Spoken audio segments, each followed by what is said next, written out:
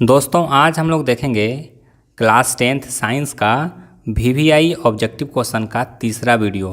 दोस्तों इससे पहले हम वीवीआई ऑब्जेक्टिव का 2 वीडियो अपलोड कर चुके हैं और अगर आप उसको नहीं देखे हैं तो वीडियो के लास्ट होने के बाद आप लोग सर्च कर लीजिएगा high target class 10th science video, आपको यूट्यूब पर मिल जाएगा। दोस्तों आप लोग शुरुआत में हाई टारगेट ज़रूर लगाइएगा क्योंकि बहुत सारा चैनल के द्वारा अपलोड किया जाता है तो आपको वीडियो नहीं मिलेगा।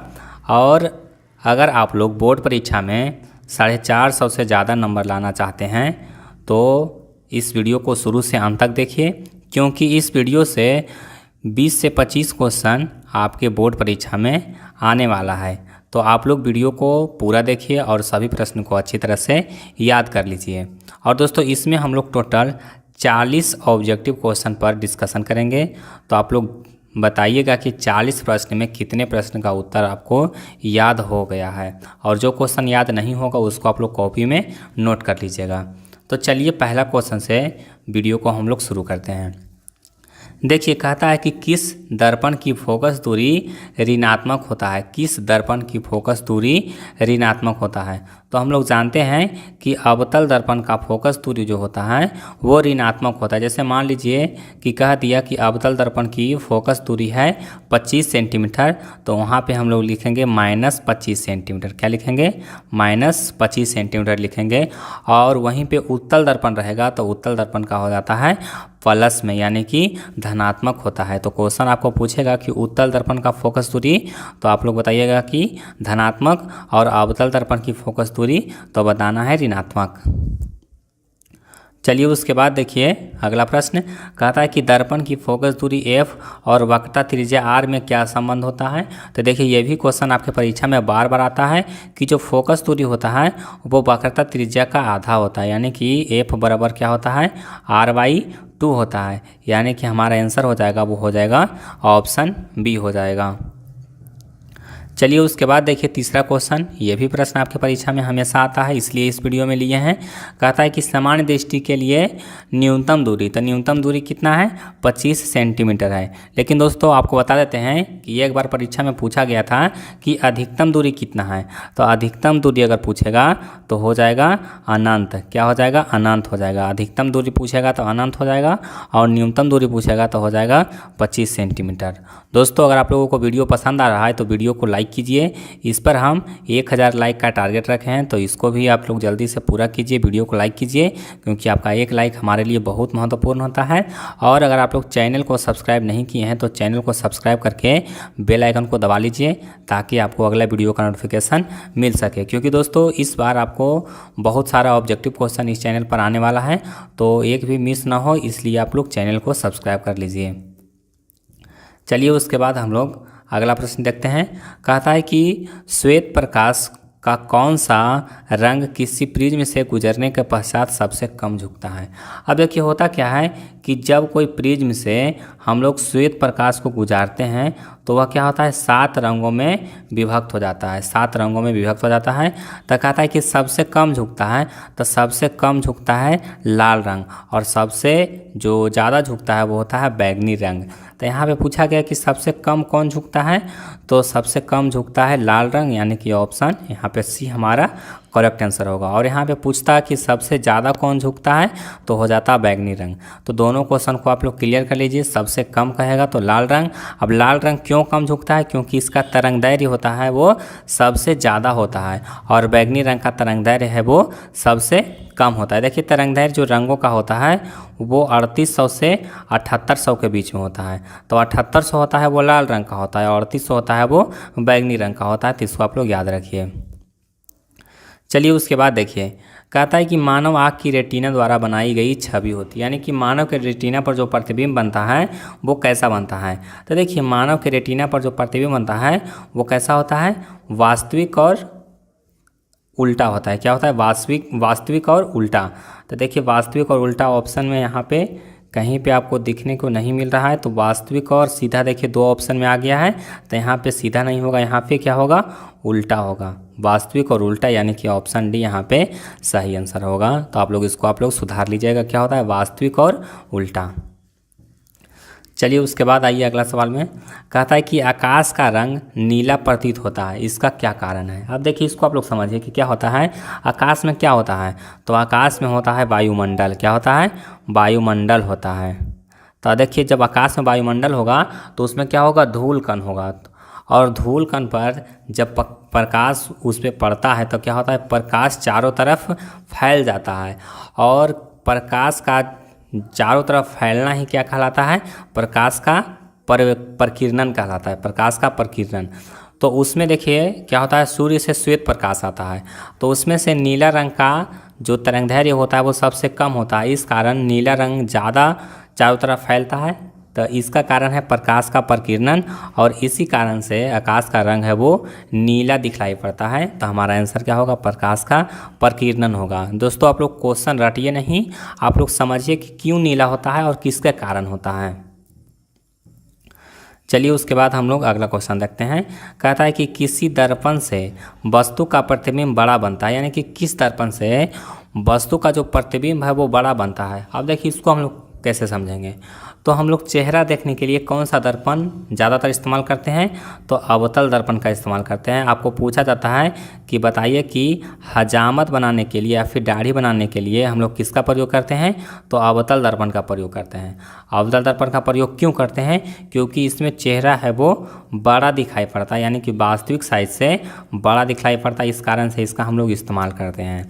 तो किसी दर्पण में जो प्रतिबिंब है वो बड़ा किस में बनता है, तो बड़ा बनता है अवतल दर्पण में। अब देखिए आपको एक और चीज़ बताते हैं कि उत्तल दर्पण को हम लोग साइड मिरर यानी कि मोटर वाहन के साइड मिरर के रूप में प्रयोग करते हैं, क्योंकि दर्पण में क्या होता है, वस्तु का छोटा छोटा प्रतिबिंब बनता है और बहुत बड़े क्षेत्र तक वह दिखाई पड़ता है। इस कारण से साइड मिरर में हम लोग उत्तल दर्पण का प्रयोग करते हैं और हम लोग चेहरा देखने के लिए यानी कि दाढ़ी बनाने के लिए हम लोग अवतल दर्पण का प्रयोग करते हैं, क्योंकि इसमें प्रतिबिंब है वो बड़ा बनता है और उत्तल में छोटा बनता है। देखिए छोटा छोटा बनेगा तो बहुत दूर तक दिखेगा और इसी कारण से मोटर गाड़ी के साइड मिरर के रूप में हम लोग इसका प्रयोग करते हैं। चलिए उसके बाद आइए अगला प्रश्न में। देखिए कहता है कि निम्नलिखित में से कौन सा लेंस निकट दृष्टि दोष को ठीक करने के लिए उपयोग में किया जाता है। दोस्तों इसका हम लोग ट्रिक बताए थे कि निकट रहेगा तो यानी कि इसमें 3 वर्ड आता है, 3 वर्ड आता है तो इसमें एक जोड़ दीजिएगा 4 वर्ड का हो जाएगा। तो 4 वर्ड का होता है अवतल लेंस, यानी कि निकट दृष्टि के लिए अवतल लेंस। यहीं पर पूछता दूर दृष्टि, तो दूर में कितना वर्ड आता है, 2 वर्ड। तो इसमें एक और जोड़िएगा तो कितना हो जाएगा, 3 वर्ड। तो 3 वर्ड का कौन होता है, उत्तल लेंस होता है। तो हमारा आंसर हो जाएगा यहाँ पे उत्तल लेंस। अगर दूर दृष्टि पूछेगा तो उत्तल लेंस होगा और यहाँ पे पूछा गया है निकट दृष्टि के लिए, तो निकट में कितना वर्ड है, 3 वर्ड। तो यहाँ पर हो जाएगा अवतल लेंस। देखिए इस तरह के इस ट्रिक से अगर आप लोग इसको याद रखिएगा तो आप कभी भी नहीं भूलिएगा। चलिए उसके बाद आइए अगला सवाल में। कहता है कि निम्नांकित में से कौन सा उपकरण विद्युत धारा की उपस्थिति को दर्शाता है। विद्युत धारा की उपस्थिति दर्शाना, इसका मतलब क्या हुआ कि बताता है कि उसमें विद्युत धारा कितना प्रवाहित हो रहा है, यानी कि कितना एम्पियर विद्युत धारा जा रहा है। किससे मापा जाता है, तो हम लोग एक होता है एमीटर और दूसरा होता है गैल्वेनोमीटर। एक होता है एमीटर और एक होता है गैल्वेनोमीटर, दोनों की सहायता से मापते हैं। तो अगर ऑप्शन में एमीटर रहेगा तो हमारा आंसर एमीटर होगा, अगर गैल्वेनोमीटर रहेगा तो गैल्वेनोमीटर होगा, अगर दोनों दे देगा तो इसका आंसर होगा दोनों। तो यहाँ पे दिया हुआ है गैल्वेनोमीटर, तो हमारा आंसर हो जाएगा गैल्वेनोमीटर। इसको आपको ध्यान में रखिए। और अगर एमीटर भी दे देता तो हमारा आंसर हो जाता दोनों, और अगर यहाँ पे गैल्वेनोमीटर की जगह पर सिर्फ एमीटर आता तो हमारा आंसर सिर्फ एमीटर। तो ये इतना मोटा मोटी जानिए कि दोनों से हम लोग विद्युत धारा की उपस्थिति को हम लोग माप सकते हैं। चलिए उसके बाद देखिए, कहता है कि दाएं हाथ के अंगूठे के नियम को किसने प्रतिपादित किया। तो देखिए दाएं हाथ के अंगूठे का नियम है वो मैक्सवेल ने प्रतिपादित किया था। तो हमारा आंसर क्या होगा, मैक्सवेल होगा। अब देखिए फ्लेमिंग का जो दाहिना हाथ का नियम है, उसके बाद फ्लेमिंग का बायां हाथ का नियम है। तो ये सब हाथों का नियम दिया था, बाएं हाथ का नियम, दाएं हाथ का नियम, यानी कि मध्यमा तर्जनी अंगूठा, ये सब को मतलब कि कोई विद्युत धारा को बताता है, कोई विद्युत के क्षेत्र को बताता है। तो इस तरह से होता है, कोई बल की दिशा बताता है। तो ये सब फ्लेमिंग में होता है। लेकिन अंगूठे का नियम जैसे कहेगा तो अंगूठे का नियम किसने दिया था, मैक्सवेल ने दिया था कि अंगूठा अगर ऊपर रहेगा, यानी कि अगर जो विद्युत धारा की दिशा होगा वो ऊपर होगा, तो जिस तरफ उंगली रहेगा यानी कि इस तरफ से अगर उंगली घुमाकर पकड़ रहे हैं तो ये इस दिशा में क्या हो जाएगा, तो विद्युत क्षेत्र होगा। तो ये मैक्सवेल ने नियम दिया था, इसी को दाएं हाथ के अंगूठे का नियम भी कहा जाता है। चलिए उसके बाद देखिए 11वां क्वेश्चन बहुत आसान है। कहता है कि विभवांतर का एसआई मात्रक होता है, तब विभवांतर का एसआई मात्रक क्या होता है, वोल्ट होता है। क्या होता है, वोल्ट होता है। तो हमारा आंसर हो जाएगा ऑप्शन ए हो जाएगा। चलिए उसके बाद देखिए अगला प्रश्न कहता है कि निम्नलिखित में किस संयोजन द्वारा प्रतिरोध का मान बढ़ता है। देखिए अब इसको आप लोग समझिए, आपको दे देगा 3 संयोजन दे दिया, 2-2 ओम का, 2 ओम का दे दिया, 2 ओम का दे दिया, 2 ओम का दे दिया। तो अगर इसको हम लोग श्रेणी क्रम में जोड़ेंगे यानी कि R1 + R2 + R3 करेंगे, कितना होगा, 2 दूनी 4, 2 तिहाई 6 ओम। यानी कि अगर श्रेणी क्रम में जोड़ते हैं तो 6 ओम आया, और इसी को समांतर क्रम में अगर जोड़ते हैं तो 1/2 1/2 1/2 लिखेंगे। अब 2 इसका एलसीएम लेंगे तो 3/2 यहाँ हो गया। अब 3/2 को करेंगे तो यानी कि एक पूर्णांक कुछ आएगा, यानी कि अगर श्रेणी क्रम में जोड़ रहे हैं तो 6 आया, लेकिन अगर समांतर क्रम में जोड़ रहे हैं तो 1 और समथिंग कुछ आया। तो यहाँ पे प्रतिरोध का मान यहाँ पे बढ़ता है। तो बढ़ता है किस क्रम में, श्रेणी क्रम में बढ़ता है। यानी कि जब हम लोग R1 + R2 + R3 इस तरह से जोड़ेंगे तो बढ़ेगा, लेकिन अगर 1/R1 1/R2 और +1/R3 इस क्रम में जोड़ेंगे यानी कि समांतर क्रम में जोड़ेंगे तो प्रतिरोध के मान घटता है। तो अगर प्रश्न में पूछेगा कि प्रतिरोध का मान किस में घटता है, तो समांतर क्रम में, बढ़ता है किस में, तो श्रेणी क्रम में। तो इसको आप लोग देख लीजिएगा, खुद से इसको प्रैक्टिकल भी करके देख सकते हैं। चलिए उसके बाद देखिए कहता है कि चुंबकीय बल रेखा की प्रकृति होती है। अब देखिए चुंबकीय बल रेखा क्या होता है, इसको आप लोग पहले समझिए। तो मान लीजिए कि एक चुंबक है, इस तरह से एक चुंबक है, और इसके नॉर्थ पोल यहाँ पे है और इसका साउथ पोल है। तो देखिए क्या होता है कि जो चुंबकीय बल रेखा होता है वो नॉर्थ पोल से साउथ पोल की ओर जाता है। इस तरह से आप लोग को किताब में भी देखे होंगे, फिगर कहीं पे बना होगा कि नॉर्थ पोल से साउथ पोल की ओर जा रहा है, नॉर्थ पोल से साउथ पोल की ओर।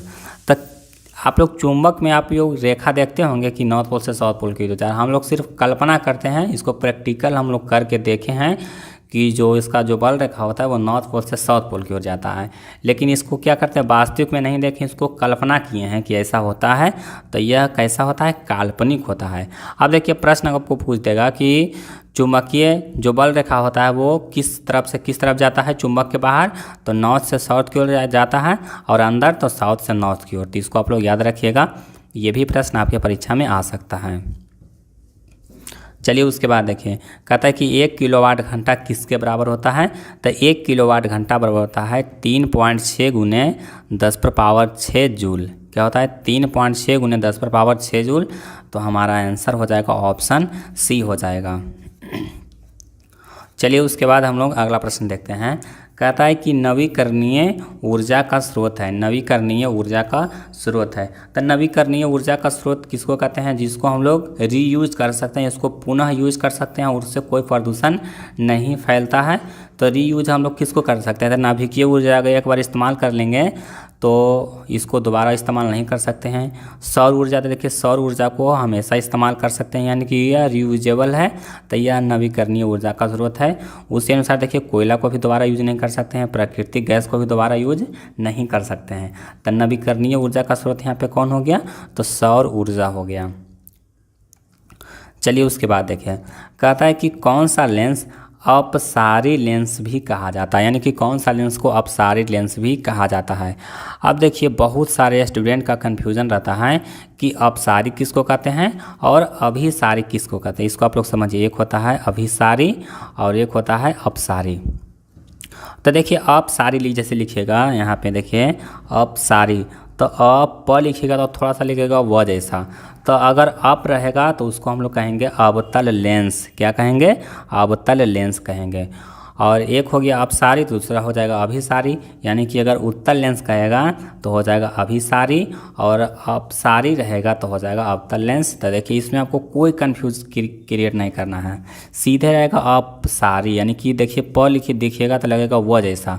तो यहाँ पे हो जाएगा अवतल लेंस और अभिसारी रहेगा तो उत्तल लेंस। तो दोस्तों उम्मीद करता हूँ कि आज के बाद आप इसमें 100% कॉन्फिडेंस के साथ इसको बना सकते हैं। कभी भी आप इसको गलत नहीं करिएगा। तो जल्दी से इसको वीडियो को लाइक कीजिए और अपने दोस्तों में इस वीडियो को शेयर कीजिए।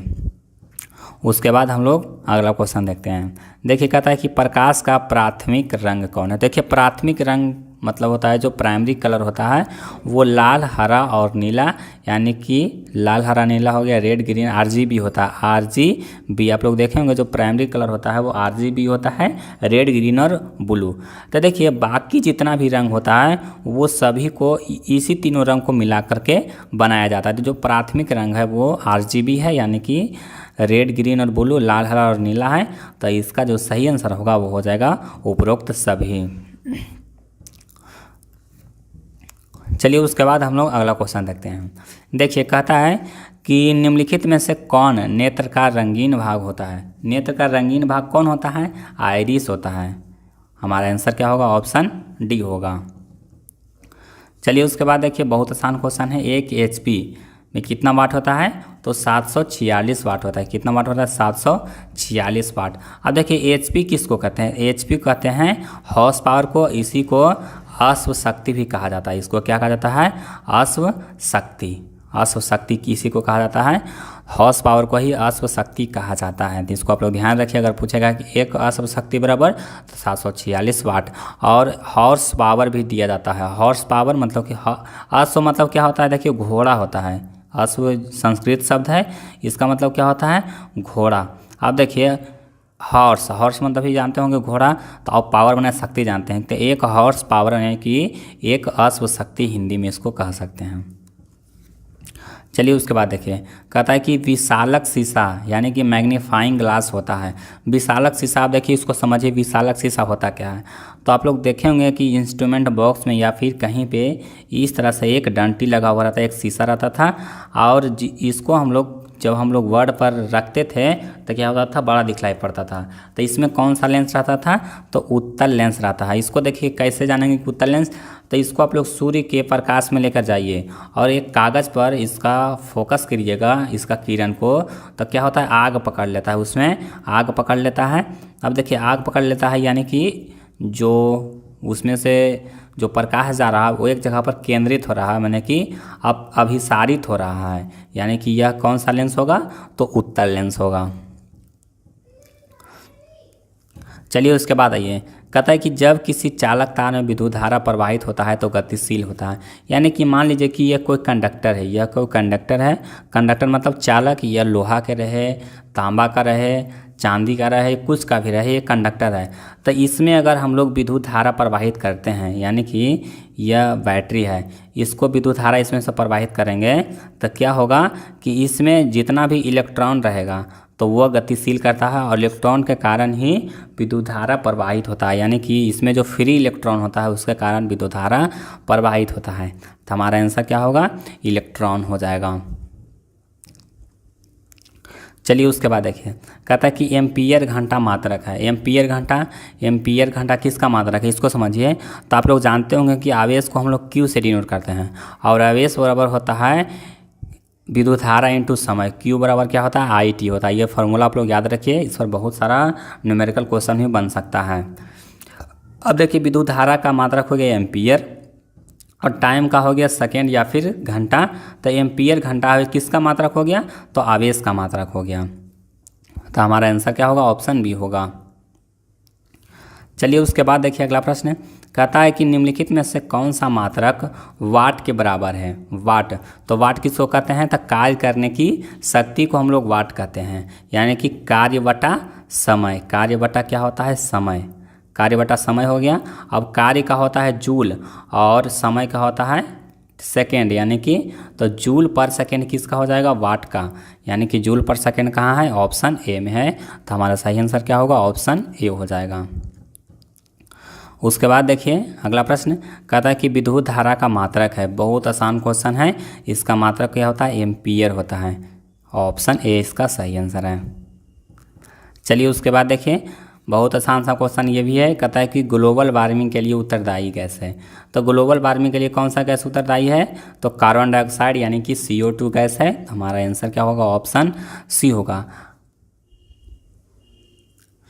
उसके बाद आइए कहता है कि शरीर में भोजन का पचना किस प्रकार की अभिक्रिया है। अब देखिए इस क्वेश्चन में भी बहुत सारे लोगों का कन्फ्यूज़न रहता है। हम अपना पर्सनली बता देते हैं कि जब 10th क्लास में पढ़ते थे तो इस क्वेश्चन में बहुत सारा कन्फ्यूज़न रहता था कि इसका आंसर अपचयन होगा या फिर उपचयन होगा। तो देखिए जब कोई टीचर मतलब कि क्वेश्चन में फंसता है तो उसको बारीकी से सोचता है कि इसका आंसर कैसे निकाला जाए।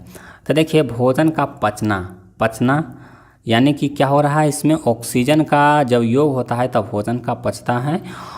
तो यहाँ पे हो जाएगा क्या चीज़, यहाँ पे देखो हो जाएगा उपचयन। आप लोग कभी कभी नाम सुने होंगे कि भोजन जब नहीं पचता है तो कहता है क्या हो गया, अपच हो गया। क्या हो गया, अपच हो गया। आप लोग जानते होंगे तो अपच होता है। भोजन नहीं पचता है तो अपच हो जाता है क्योंकि ऑक्सीजन प्रॉपर मात्रा में नहीं मिल पाता है। तो भोजन अगर पचता है तो क्या होगा, उपचयन होगा। अगर भोजन नहीं पचता है तो क्या होता है, अपच हो जाता है, यानी कि अपचयन होता है अगर भोजन नहीं पचता है तब। लेकिन अगर भोजन पच रहा है तो क्या होगा, उपचयन होगा। तो इसमें आप लोग कभी भी कंफ्यूज नहीं होइएगा। तो हमारा आंसर क्या होगा, ऑप्शन ये होगा। इस क्वेश्चन में भी आपको 100% कॉन्फिडेंस रहना है, कभी भी क्वेश्चन को गलती नहीं करना है। अगर भोजन नहीं पचेगा तो क्या होगा, अपच, और भोजन पचेगा तो हो जाएगा उपच यानी कि उपचयन। चलिए उसके बाद आइए अगला सवाल में। देखिए कहता है कि काली चूना पर जब जल डाला जाता है तब अभिक्रिया होता है। तो देखिए क्या होता है काली चूना किसको कहते हैं, तो काली चूना कहते हैं CaO को, काली चूना CaO। तो इसमें जब जल डालते हैं इसको H2O से अभिक्रिया कराते हैं तो क्या होता है CaO और प्लस यहाँ पे बनता है, देखिए क्या बनता है Ca और OH का होल 2, ये हो जाता है चूना जल। और इसमें से ऊष्मा निकलता है। आप लोग जानते होंगे कि चूना में जब लोग पानी डालते हैं तो क्या होता है, चूना गर्म हो जाता है और उसमें से भाप निकलना शुरू हो जाता है। तो जब कोई अभिक्रिया में ऊष्मा निकलता है तो उसको कहते हैं ऊष्माक्षेपी अभिक्रिया, और जब ऊष्मा देते हैं तो क्या होता है ऊष्माशोषी अभिक्रिया। तो यहाँ पे हमारा आंसर क्या होगा, ऑप्शन ये हो जाएगा। चलिए उसके बाद देखिए कहता है कि निम्नलिखित में से कौन सबसे अधिक अभिक्रियाशील है। सबसे ज़्यादा अभिक्रियाशील कौन है, कॉपर, उसके बाद Hg यानी कि मरकरी, फिर है Ag यानी कि अर्जेंटम, चांदी, Au यानी कि औरम, इसको सोना बोलते हैं, सोना का ये सूत्र होता है। तो देखिए सबसे कम अभिक्रियाशील कौन है, तो सोना है, उसके बाद चांदी है, उसके बाद जो मरकरी है वो। लेकिन कॉपर है वो ऑप्शन के अनुसार जो दिया हुआ है, कॉपर क्या होगा सबसे अधिक अभिक्रियाशील होगा। ऐसे तो सबसे ज़्यादा अभिक्रियाशील क्या होता है, सोडियम होता है, फिर पोटेशियम होता है। तो ये सब अगर ऑप्शन में नहीं रहेगा तो उसके बाद जो है वो हो जाएगा यानी कि कॉपर हो जाएगा। चलिए उसके बाद देखिए कहता है कि चूना जल का रासायनिक सूत्र है। अभी आपको बताए थे कि चूना जल का रासायनिक सूत्र क्या होता है, CaOH का होल 2, OH का होल 2। तो यहाँ पे क्या हो जाएगा, ऑप्शन डी हो जाएगा। और ये देखिए CaO है वो काली चूना का है, यानी कि बिना बुझा हुआ चूना। अब आइए अगला प्रश्न में, कहता है कि कोई विलयन लाल लिटमस को नीला कर देता है तो उसका pH मान होगा। यानी कि कोई विलयन है, हम नहीं जान रहे हैं कि अम्ल है कि क्षार है कि कहाँ है। कहता है कि वह नीला लिटमस को लाल कर देता है, लाल लिटमस को नीला कर देता है।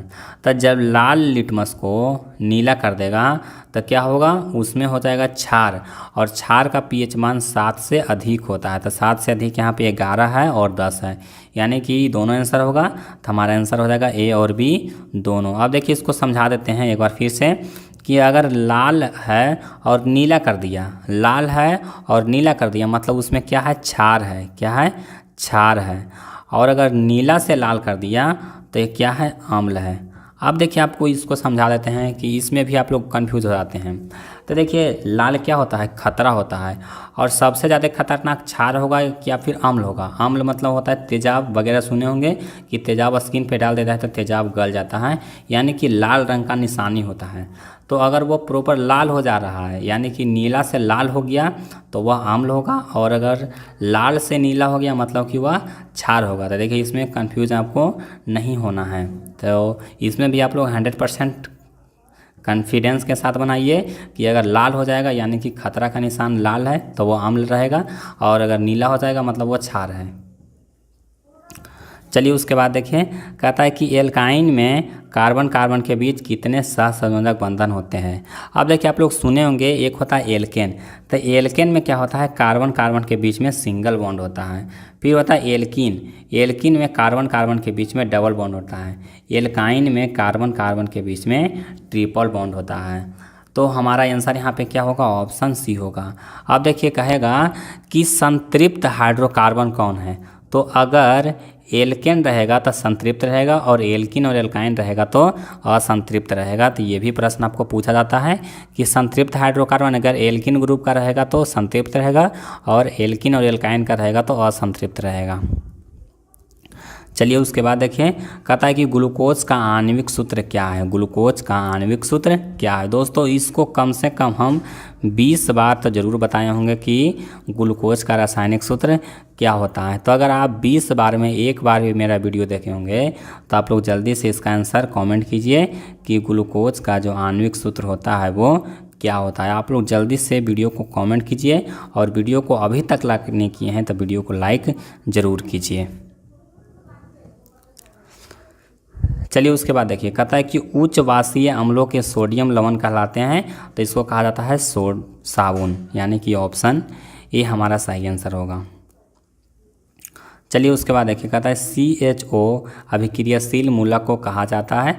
तो इसको क्या कहा जाता है, एल्डिहाइड कहा जाता है। चलिए कहता है कि आवर्त सारणी में किसी आवर्त में बाएं से दाएं जाने पर परमाणु की त्रिज्या, यानी कि बाएं से अगर दाएं जाएंगे तो क्या होगा, परमाणु की त्रिज्या है वो घटता है। क्या होता है, घटता है, यानी कि ऑप्शन ए यहाँ पे सही आंसर है। चलिए उसके बाद देखिए, कहता है निम्नलिखित तत्वों में उनके अधातु गुण के अनुसार बढ़ते क्रम में सजाएं। तो देखिए अधातु गुण के अनुसार बढ़ते क्रम में अगर सजाएंगे तो सबसे ज़्यादा अधातु गुण किस में होता है, लिथियम, उसके बाद होता है बेरिलियम, लिथियम के बाद बेरिलियम, उसके बाद हो जाएगा यहाँ पे कार्बन ऑक्सीजन फ्लोरीन, यानी कि हमारा आंसर क्या होगा, ऑप्शन बी होगा, lithium beryllium carbon oxygen fluorine. चलिए उसके बाद हम लोग अगला क्वेश्चन देखते हैं। देखिए अगला प्रश्न कहता है कि सिलिकॉन क्या है। दोस्तों सिलिकॉन क्या है, तो सिलिकॉन आप लोग जानते होंगे क्या है, एक अर्धचालक है, यानी कि यह एक सेमी कंडक्टर है, यानी कि अर्धचालक है। तो देखिए अर्धचालक के पास क्या होता है कि उसमें धातु का भी गुण होता है, और प्लस में अधातु का भी गुण होता है। तो जब धातु और अधातु दोनों का गुण पाया जाता है तो उसको कहा जाता है उपधातु, यानी कि हमारा आंसर क्या होगा, उपधातु होगा। अब प्रश्न आता है कि सौर सेल में किसका उपयोग होता है। तो सौर सेल में सिलिकॉन का ही उपयोग होता है, जिससे हम लोग सोलर पैनल कहते हैं, यानी कि सोलर प्लेट जिसको आम भाषा में बोला जाता है। तो सोलर प्लेट में क्या होता है, सिलिकॉन होता है, और इसमें धातु और अधातु दोनों का गुण पाया जाता है। और दोस्तों सिलिकॉन और जर्मेनियम के कारण ही जितना भी इलेक्ट्रॉनिक्स डिवाइस आप लोग देख रहे हो, मोबाइल, कंप्यूटर से कैलकुलेटर तक, जितना भी आप लोग टीवी, फ्रिज, इसमें जितना भी इलेक्ट्रॉनिक्स डिवाइस देख रहे हैं, सभी सिलिकॉन और जर्मेनियम का ही देन है। इसी के कारण ही आज संभव हो पाया है। चलिए उसके बाद देखिए, कहता है निम्नलिखित में से विद्युत धनात्मक तत्व, सबसे ज़्यादा विद्युत धनात्मक कौन होता है, सोडियम होता है, यानी कि Na। तो हमारा आंसर क्या होगा, ऑप्शन सी होगा। उसके बाद आइए 39 नंबर सवाल, कहता है कि टिहरी बांध का निर्माण किस प्रदेश में किया गया है। टिहरी बांध कहाँ है, तो उत्तराखंड के टिहरी जिला में है। तो हमारा आंसर हो जाएगा ऑप्शन बी। चलिए उसके बाद आइए 40वां क्वेश्चन, और बहुत ही महत्वपूर्ण क्वेश्चन है, और ये आपके एग्ज़ाम में VVI है, आ सकता है। तो इसको आप लोग याद कर लीजिएगा ठीक से कि किस धातु को किरोसिन में डुबा कर रखा जाता है। तो दोस्तों सोडियम एक ऐसा धातु है, इसको क्या किया जाता है, किरोसिन तेल में डुबा कर रखा जाता है, क्योंकि यह ऑक्सीजन से इतना जल्दी अभिक्रिया करेगा कि इसमें आग पकड़ लेगा। अगर सोडियम को पानी में डालेंगे तो बहुत भारी विस्फोट होता है, क्योंकि पानी में भी ऑक्सीजन होता है, यानी कि H2O है, तो उसमें ऑक्सीजन तो होगा ही, तो ऑक्सीजन के साथ बहुत ज़्यादा रिएक्ट करता है। और हवा में भी ऑक्सीजन तो जानवे करते हैं रहवे करता है, इसलिए क्या किया जाता है, इसको किरोसिन तेल में डुबोकर रखा जाता है। किसको? सोडियम को। क्यों डुबोकर रखा जाता है? क्योंकि ये ऑक्सीजन से अभिक्रिया करके सोडियम हाइड्रोक्साइड बनाता है और वह बहुत जल्दी आग पकड़ लेता है। तो दोस्तों उम्मीद करता हूँ कि ये वीडियो आपको पसंद आया होगा, और अगर वीडियो पसंद आया तो वीडियो को लाइक कीजिए, इसको अपने सभी दोस्तों में ज़रूर शेयर कीजिए और चैनल को सब्सक्राइब करके बेल आइकन को दबा लीजिए ताकि आपको अगला वीडियो का नोटिफिकेशन मिल सके। और दोस्तों आप लोग कमेंट करके ये ज़रूर बताइए कि आपको वीडियो कैसा लगा, क्योंकि दोस्तों आपका कमेंट का हमेशा इंतज़ार रहता है। तो कमेंट कीजिए कि वीडियो कैसा लगा, मेरा पढ़ाने का तरीका कैसा है, आप लोग फीडबैक अवश्य दीजिए। तो आज के लिए बस इतना ही, मिलते हैं आपको अगले वीडियो में।